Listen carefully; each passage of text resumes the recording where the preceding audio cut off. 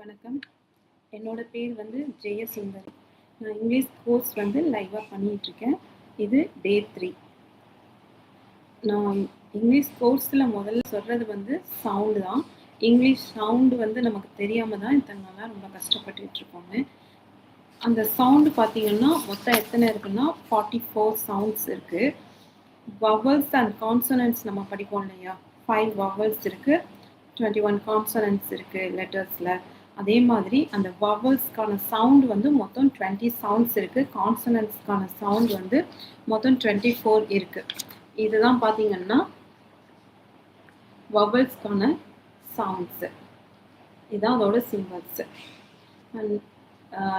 நேத்திக்கு பார்த்தீங்கன்னா இந்த சிம்பிள் பற்றி சொல்லியிருப்பேன். இன்னைக்கு நான் சொல்லித்தர போகிறது இந்த 4 சிம்பிள்ஸ் தான். இது நம்ம தமிழில் இருக்கிற மாதிரி தான். இது வந்து லெட்டர் ஏக்கு வரும் முன்னாடி, இல்லை 2 கான்சனன்ட்க்கு இடையில இருந்ததுன்னா வரும். இப்போது நம்ம இந்த சிம்பிள்ஸ் பார்க்க போகிறோம். இது பார்த்தீங்கன்னா இ, இதோட சவுண்ட் வந்து இ. தமிழில் சொல்லுவோம்ல இ, ஈ. அதே மாதிரி இதோட சவுண்ட் வந்து ஓ, ஊ. 2 கோலன் இருந்தாலே அது வந்து நெடில். தமிழில் நெடில் சொல்லுவோம் இல்லையா, அந்த லாங் சவுண்டு. இங்கிலீஷில் லாங் சவுண்ட், ஷார்ட் சவுண்டுன்னு சொல்லுவாங்க. நம்ம தமிழில் வந்து குரில் நெடில்னு சொல்லுவோம். அதே மாதிரி இதில் இ, ஈ, உ, ஊ. இனிமேல் நீங்கள் டிக்ஷனரியில் பார்க்கும்போது இதுக்கான சவுண்டு வந்து அ. அதே மாதிரி இது வந்து இ, ஈ, உ, ஊ. இதெல்லாம் எந்த லெட்டர்ஸ்க்கு வரும் அப்படின்னு பார்த்தீங்கன்னா, இ சவுண்டு நமக்கு அதிகமாக எங்கே வரும்?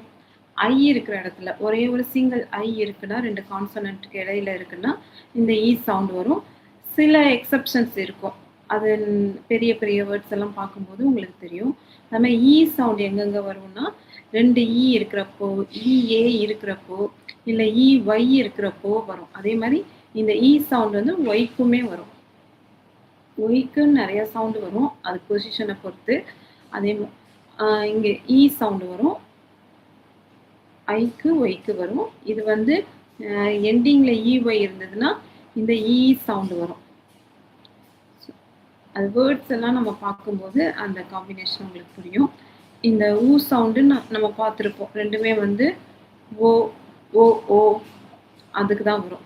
ஓ, ஓ இருந்ததுன்னா ஊ, இல்லை ஊன்னு சொல்லுவோம். இந்த 4 சவுண்டு தான் இன்னைக்கு பார்த்துருக்கோம். நேத்தி நம்ம பார்த்தது அ. இன்னைக்கு நம்ம பார்த்தது இ, ஈ, உ, ஊ. சிம்பிள் ஞாபகம் வச்சுக்கோங்க. இது ரொம்ப ஈஸியாக இருக்கும், அதனால தான் நான் ஸ்டார்டிங்கில் சொல்கிறேன். இது நம்ம தமிழில் இருக்கிற மாதிரி இருக்கும். இது இந்த 4 சவுண்டு ரொம்ப ஈஸியாக இருக்கும். இ, ஈ, உ, ஊ. இது நேத்தி பார்த்தது அ. ஸோ ரிமைனிங்கெல்லாம் நம்ம நெக்ஸ்ட் கிளாஸில் நம்ம பார்க்கலாம். அதே மாதிரி 24 கான்சனன்ட்ஸ் இருக்குன்னு பார்த்தோம். 24 கான்சனன்ட் சவுண்ட்ஸ். இது வந்து சவுண்ட்ஸ். லெட்டர்ஸ் வந்து 21, பட் சவுண்ட்ஸ் பார்த்தீங்கன்னா 24 சவுண்ட்ஸ் இருக்குது. இதெல்லாம் நம்ம பேசிக்காக இங்கிலீஷ் கற்றுக்கும் போது தெரிஞ்சுக்கணும். இதெல்லாம் தெரிஞ்சுக்காமல் விட்டுட்டோம், இனிமேல் தெரிஞ்சுக்கலாம். இது பார்த்தீங்கன்னா இதெல்லாமே இங்கே கொடுத்துருக்கேன் இல்லையா, ஃபஸ்ட்டு காலமில் கொடுத்துருக்கிறது எல்லாமே கொஞ்சம் சாஃப்டாக இருக்கும் சவுண்டு. செகண்ட் காலமில் கொடுத்துருக்கிற எல்லாமே எப்படி இருக்குன்னா கொஞ்சம் வைப்ரேஷனோடு இருக்கும். இதே மாதிரி சவுண்டு தான், பட் வைப்ரேஷனோடு இருக்கும். அடுத்ததெல்லாம் வந்து யூனிக் சவுண்டு. இப்போ இது ரெண்டையும் பார்க்கலாம். ஃபஸ்ட்டு பீக்கு பார்த்தீங்கன்னா, இப்போ ஒரு பேப்பர் இருக்குன்னா இப்படி ஊறுவோம்ல, அந்த மாதிரி சவுண்டு தான் வந்து பி. நீங்கள் நிறையா சவுண்ட்ஸ் எல்லாம் வேர்ட்ஸ் இங்கிலீஷ் ப்ரனன்சியேஷனில் பார்த்தீங்கன்னா பியூடி புட்டுன்னு நம்ம சொல்லுவோம், பட் அது அதோட சவுண்ட் வந்து புட், புட், பென்சில், பேப்பர். அந்த மாதிரி இந்த பி சவுண்டை நம்ம கரெக்டாக ப்ரனன்ஸ் பண்ணோன்னாலே அது ரொம்ப நல்லாயிருக்கும், கேட்குறதுக்கு ரொம்ப நல்லாயிருக்கும். பென் சொல்லாமல் பென், பேப்பர், பேரண்ட், அப்படி வந்து இந்த பி சவுண்டை வந்து ப்ரனன்ஸ் பண்ணணும். அடுத்து பி பார்த்தீங்கன்னா ப சவுண்டு. அது வைப்ரேஷன், லைட்டாக வைப்ரேஷன் இருக்குது. ப. இது வந்து சாஃப்டாக இருக்கும். எம்முக்கு பார்த்தீங்கன்னா சொல்லுவோம்ல, ம்னாலே எம். இதான் கான்சனன்ட். இந்த சவுண்ட்ஸ் நிறையா இருக்குது, 24 இருக்குது. நம்ம முதல்ல வந்து கொஞ்சம் கொஞ்சமாக கற்றுக்கலாம். இந்த ஃபஸ்ட்டு 3 பார்த்தீங்கன்னா அதே சேம் லெட்டர், பிங்கிற லெட்டருக்கு வரும், இது பிங்கிற லெட்டருக்கு வரும், இது எம்ங்கிற லெட்டருக்கு இந்த சவுண்ட்ஸ் எல்லாம் வரும். இது சேம் லெட்டர் தான் வரும், எந்த காம்பினேஷனுக்கும் அப்படிலாம் கிடையாது. இதோட சவுண்ட் சாரி ப இந்த 3 கான்சனன்ட் சவுண்ட் தான் இன்னைக்கு பார்த்தோம். மொத்தமாக நம்ம இன்னைக்கு பார்த்த சவுண்ட்ஸ் வந்து 7. நேத்தி வந்து ஒரே ஒரு சவுண்ட் தான் பார்த்தோம், இன்னைக்கு வந்து 7 சவுண்ட்ஸ் பார்த்துருக்கோம். வவல்ஸில் 4 சவுண்ட்ஸு, இந்த ஃபஸ்ட்டு 4 பார்த்தோம். கான்சனன்ட்ஸில் ஃபஸ்ட்டு 3 பார்த்துருக்கோம். இதெல்லாம் டிக்ஷனரியில் நீங்கள் பார்க்கும்போதே தெரியும், நிறையா நேட்டிவ் ஸ்பீக்கர்ஸே போட்டிருப்பாங்க. அந்த சிம்பிள்ஸ் வச்சே வந்து உங்களுக்கு ப்ரொனன்சியேஷன் சொல்லி கொடுக்குற வீடியோஸ் எல்லாம் நிறைய யூடியூப்பில் இருக்குது.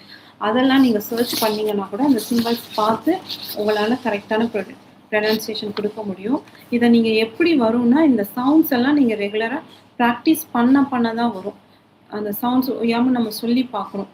நம்ம ஒரு பாட்டு கேட்டோன்னா பாடுறோம் இல்லையா, அந்த மாதிரி ஒரு இப்போ நம்ம அம்மான்னு எப்படி சொல்கிறோம், நம்ம கேட்டு பழகிறதுனால தான் சொல்கிறோம். அதே மாதிரி தான் இந்த இங்கிலீஷ் சவுண்ட்ஸுமே வந்து அடிக்கடி நம்ம கேட்டோன்னா நமக்கு அடிக்கடி பழகிடும். இந்த சவுண்ட்ஸ் எல்லாமே வந்து நம்ம நிறையா கேட்கணும். கேட்க அந்த சவுண்ட்ஸ் எல்லாம் நமக்குள்ள வந்துடும். நம்ம நேட்டிவ் ஸ்பீக்கர்ஸ் மாதிரியே நம்மளால் பேச முடியும். நெக்ஸ்ட்டு கிராமர் பார்ட்டில் பார்த்தீங்கன்னா இன்றைக்கி என்ன சொல்லித்தர போகிறேன்னா, ப்ரொனவுன். நம்ம நவுன் வந்து ஃபஸ்ட்டு பார்த்துருப்போம். நவுன்ஸ் பற்றி நிறைய பார்த்துருப்போம்.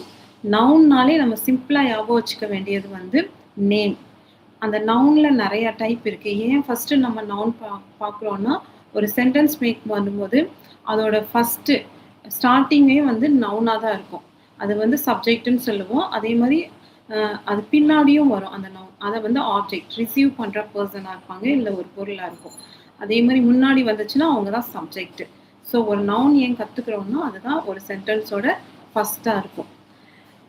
இந்த நவுனை வந்து நம்ம அடிக்கடி மென்ஷன் பண்ண முடியாது. ஒரு லாங் சென்டென்ஸாக இருக்குன்னா நம்ம அடிக்கடி வந்து அந்த நவுன் நேமை வந்து சொல்லிக்கிட்டே இருக்க முடியாதுங்கிறதுனால தான் இந்த ப்ரொனவுன் இருக்குது. இந்த ப்ரொனவுன் பார்த்தீங்கன்னா ஐ, ஹி, ஷி, இட்டு, தே, வி, யூ இதெல்லாம் இருக்குது. இதில் வந்து இதெல்லாம் எங்கே யூஸ் பண்ணணும், ஐ நமக்கு தெரியும். நம்மளை பற்றி பேசும்போது ஐ, யூங்கிறது நமக்கு ஆப்போசிட்டில் இருக்கிறவங்கள பற்றி பேசும்போது. அதே மாதிரி ஹீ, ஷி, இட்டுங்கிறது வந்து ஹீனா ஒரு ஜென்ஸு, இந்த பசங்க யாராவது இருக்காங்கன்னா அவங்கள வந்து சொல்கிற ப்ரொனவுன் வந்து ஹீ. அதே மாதிரி ஒரு கேர்ள் இருக்காங்க, இல்லை உமன் இருக்காங்கன்னா அவங்கள சொல்கிறதுக்கு ஷீ. இட்டுங்கிறது ஒரு பொருள், ஒரு அனிமல், இதெல்லாம் சொல்கிறதுக்கு இட்டுங்கிற ப்ரொனவுன் யூஸ் பண்ணுவோம். அதே மாதிரி தேய்ங்கிறது வந்து வியும் ப்ளூரலாக வரும். வீனா நம்மளையும் சேர்த்து எல்லாரையும் சொல்கிறது வந்து வி. தேய்ங்கிறது வந்து நம்மளை விட்டுட்டு ஆப்போசிட்டில் இருக்கிற எல்லாரையும் சொல்கிறது தான் வந்து தேய். ஸோ இந்த மாதிரி ப்ரொனவுன் வந்து அதுக்கெல்லாம் யூஸ் பண்ணுவோம்.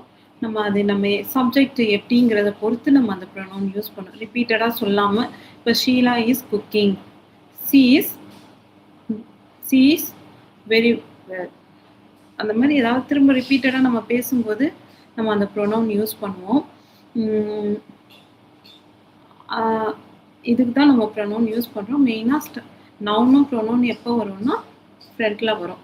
அதே மாதிரி ஆப்ஜெக்ட்டுக்கு நம்ம யூஸ் பண்ணுற ப்ரொனவுன் தான் ஹிம், ஹர் இதெல்லாம் யூஸ் பண்ணுவோம். ஹிஸ் இதெல்லாம் யூஸ் பண்ணுவோம். ஸோ இன்றைக்கி நம்ம கற்றுக்கிட்டது வந்து ப்ரொனவுன். அதுக்கு முன்னாடி நவுன் கற்றுக்கிட்டோம். அடுத்த கிளாஸில் வந்து ஆக்ஸிலரி வெர்ப்ஸு இன்னும் கொஞ்சம் சவுண்ட்ஸ் எல்லாம் கற்றுக்குவோம். இந்த சவுண்ட்ஸு நான் திரும்ப சொல்கிறேன், ரொம்ப முக்கியம். இந்த சவுண்ட்ஸ் இல்லாமல் அவங்களால வந்து இங்கிலீஷ் ப்ரொனன்சியேஷனை கரெக்டாக கொடுக்க முடியாது. ஒரு ஃபுல்ஃபில்லான இங்கிலீஷ் கோர்ஸ் நம்மளால் வந்து படிக்க முடியாது. ஸோ அதனால் இந்த சவுண்ட்ஸ் எல்லாருமே வந்து பேசிக்காக தெரிஞ்சுக்கணும். எண்டிங்கில் தெரியாமல் முன்னாடியே நம்ம சவுண்ட்ஸ் எல்லாம் தெரிஞ்சு நம்ம இங்கிலீஷ் நெக்ஸ்ட் லெவல் போகும்போது ரொம்பவே ஈஸியாக இருக்கும். So thank you. நெக்ஸ்ட்டு கிளாஸில் வந்து இன்னும் கொஞ்சம் சவுண்ட்ஸும் அடுத்து கிராமர் பார்ட்ஸு ஆக்ஸிலரி வெர்ப் சொல்லித்தரேன். ஆக்ஸிலரி வெர்ப்புங்கிறது ரொம்ப முக்கியம். அதனால நெக்ஸ்ட் கிளாஸ் தயவு செஞ்சு பாருங்கள், நெக்ஸ்ட் வீடியோ பாருங்கள்.